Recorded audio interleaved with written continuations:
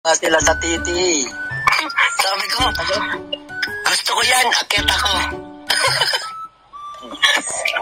Kamusta kayo, Kuya Leon at Kuya Bon? Okay lang, ito.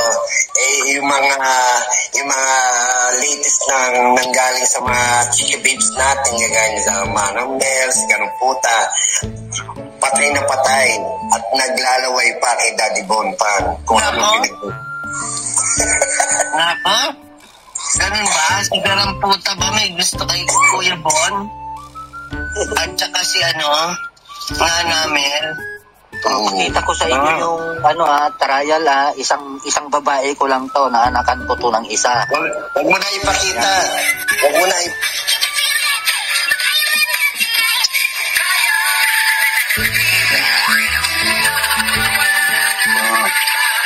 Wow. Matangkad yan. 5'7" yan eh. May anak ako dyan, isa. Meron pa ako sa babaeng galing bistro. Sinanakan ko dito. Kita nyo.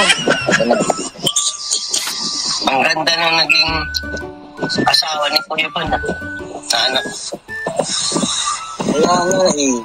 Kaya itong mga ito, hindi ko kayo papansinin. Hindi ko kayo type sa totoo lang. Dead man na kayo. Hindi kayo papansinin ni Daddy Bon. Kasi hindi mahilig si Daddy Bon sa mga guraming katulad nyo. Gurami. Pero may latest. Type na daw ni Manang Mel tsaka ni Garutay. Dahil lagi mo sila binabanggit. Ano masasabi mo?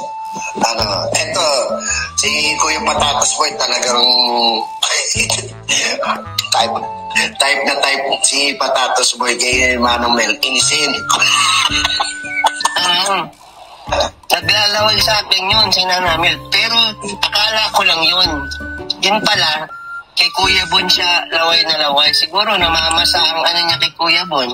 Kuya Bon, papatulan mo ba si Nana Mel, kung alin ba ibigay niya sarili niya sa'yo?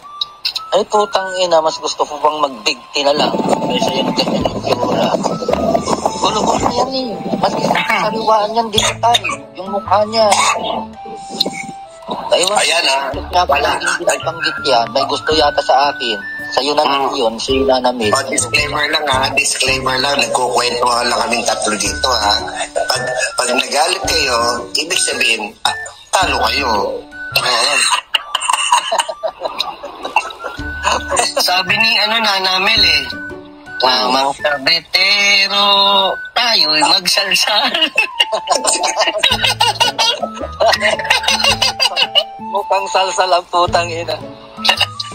Yung pala, ang pinapatunguhan niya, hindi pala yung mamang sorbetero. Ang ibig niya pala sabihin nun, si Kuya Bon, dahil yung junior ni Kuya Bon, parang sorbetes, ang laki. Pilipinas po na. Ako bakit tago-tago nila yung titi na yan eh. Siguro, kung totoo yung titi na yan. May Patatas Boy, Kuya Bon. Nagtataka ako, itong mga gurami na to, yung mga gurami na mga kulubot ang mga mukha, bakit pinag-uusapan ang titi ni Daddy Bon Pan? Wala ba kayo mga asawa? Pwede nyo, siguro hindi. Nagtataka ako doon. Diba? Oo nga. Utang ina, mamatay na kayo, di nyo ako matitikman. Ayun! Walang kayo. Patay ka na namin, maglalaway ka na lang pala, hanggang laway ka na lang kay Kuya Bon. Laway na lang. Oo. Tsaka, di ba, kahapon, nag-live sila, walang pinag-usapan, kundi si Daddy Bon. Katatawa ako si Daddy Bon Pan, yung itsura ni Daddy Bon Pan, yung katawan. So, alam mo, dahil magpapasko, bigyan mo sila ng tag-iisang vibrator.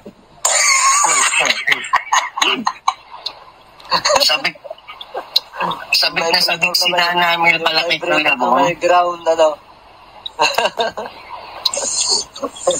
nga.